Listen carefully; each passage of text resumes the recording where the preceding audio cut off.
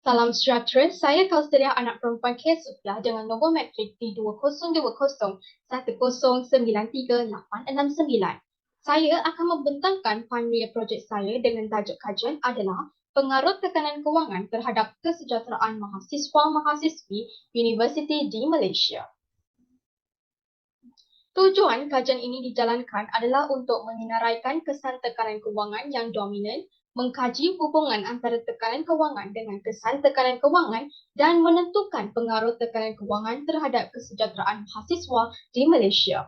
Pengkaji menggunakan pendekatan kuantitatif untuk menjalankan kajian ini dengan mengumpulkan data melalui pengedaran borang soal selidik di mana responden kajian yang terlibat adalah seramai 138 orang mahasiswa universiti yang dipilih secara persampulan berkelompok. Data dianalisis secara deskriptif dan inferensi menggunakan perisian SPSS. Hasil kajian menunjukkan bahawa terdapat hubungan dan pengaruh antara penglibatan pelajar serta kesejahteraan emosi dengan tekanan kewangan. Kesimpulannya, kajian ini memberi maklumat berguna kepada kerajaan dan pembuat dasar, pihak universiti dan ahli akademik. Pernyataan masalah. Menurut Berita Harian 2 Mei 2023, beasiswa dan pinjaman pelajaran membantu mahasiswa dengan yuran pengajian. Namun, membuatkan mahasiswa tertekan adalah bayaran lain selain daripada yuran pengajian yang perlu dilakukan, iaitu seperti kos sara hidup di kolej kediaman.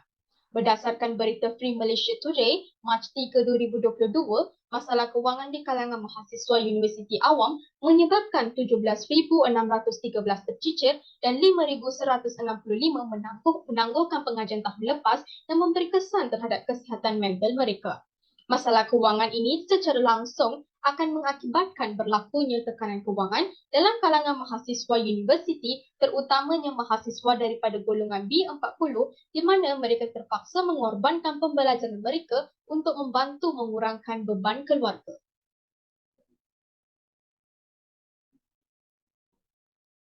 Ini merupakan 3 objektif kajian yang dikaji dalam kajian ini.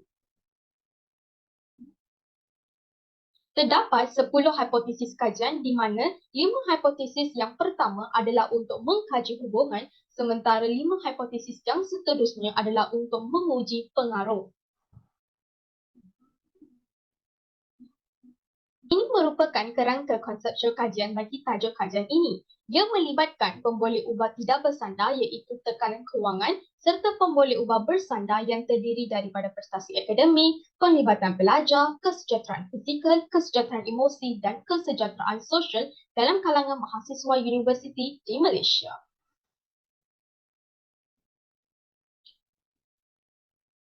Seterusnya adalah metodologi kajian. Reka bentuk kajian yang digunakan dalam kajian ini adalah pendekatan kuantitatif iaitu berbentuk tinjauan yang menggunakan instrumen soal selidik kerana ianya lebih bersesuaian dengan tajuk kajian yang ingin dikaji. Pendekatan ini digunakan untuk menjawab persoalan dan hipotesis yang dibina supaya objektif kajian ini dapat dicapai. Kajian ini dilakukan di Universiti Pendidikan Sultan Idris UPSI dan Universiti Malaya UM. Pengkaji memilih lokasi ini kerana pengkaji ingin mengetahui corak hasil dapatan di lokasi yang berbeza di mana universiti yang dipilih terletak di kawasan bandar dan juga luar bandar. Penentuan saiz sampel dilakukan dengan menggunakan perisian G-Power. Pengkaji memilih persampulan kelompok di mana saiz sampel yang diperlukan bagi setiap universiti adalah seramai 69 mahasiswa dari UM dan UPSI masing-masing. Pengkaji telah menggunakan instrumen kajian iaitu borang soal selidik melalui Google Forms untuk mendapatkan data dalam kajian ini. Borang soal selidik ini dibahagikan kepada 4 bahagian utama iaitu bahagian A merangkumi 10 soalan mengenai demografi responden, bahagian B merangkumi 5 soalan mengenai tekanan kewangan, bahagian C pula merangkumi 5 soalan mengenai prestasi akademik dan penglibatan pelajar masing-masing, dan bahagian D merangkumi 5 soalan mengenai kesejahteraan fizikal, emosi dan sosial masing-masing. Analisis data dilakukan menggunakan analisis univariate yang menghitung distribusi kekerapan, peratus dan mean bagi setiap pemboleh ubah. Nilai mean yang tertinggi menunjukkan kesan tekanan kewangan yang dominan di mana dapat mengukur objektif kajian yang pertama. Analisis korelasi Pearson pula digunakan untuk mengukur objektif kajian yang kedua, iaitu untuk mengkaji perkaitan antara pemboleh ubah ini untuk menentukan terdapat hubungan antara tekanan kewangan dengan kesan tekanan kewangan. Analisis regresi linear pula mengukur objektif ketiga, iaitu menentukan pengaruh tekanan kewangan terhadap kesejahteraan mahasiswa di Malaysia.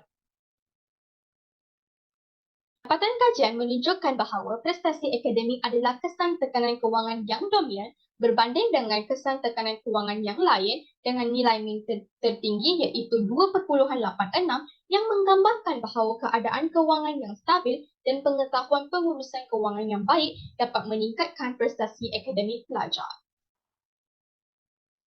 Seterusnya, berdasarkan dapatan dalam jadual, dapat kita lihat bahawa terdapat hubungan antara tekanan kewangan dengan penglibatan pelajar serta kesejahteraan emosi. Namun, tidak terdapat hubungan antara tekanan kewangan dengan prestasi akademik, kesejahteraan fizikal dan kesejahteraan sosial.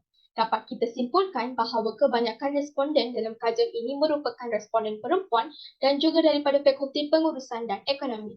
Jadi mereka mempunyai pengetahuan pengurusan kewangan serta bijak untuk menguruskan masalah kewangan mereka.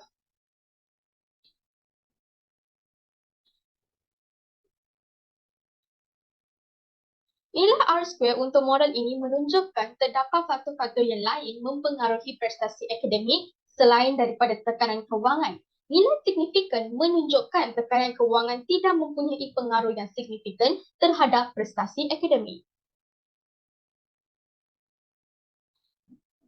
Tekanan kewangan adalah salah satu faktor yang signifikan dalam menjejaskan penglibatan pelajar. Tekanan kewangan mempunyai pengaruh yang signifikan terhadap penglibatan pelajar. Tekanan kewangan menyebabkan mahasiswa kurang terlibat dalam pembelajaran. Faktor selain tekanan kewangan mungkin memainkan peranan yang lebih besar dalam menentukan kesejahteraan fizikal. Nilai signifikan menunjukkan tekanan kewangan tidak mempunyai pengaruh yang signifikan terhadap kesejahteraan fizikal yang mungkin disebabkan responden memiliki daya tahan serta sokongan sosial yang kuat. Terdapat faktor-faktor yang lain mempengaruhi kesejahteraan emosi mahasiswa. Hipotesis diterima kerana nilai signifikan tidak melebihi 0.05 di mana akan berasa risau, takut apabila berfikir tentang keadaan kewangan mereka.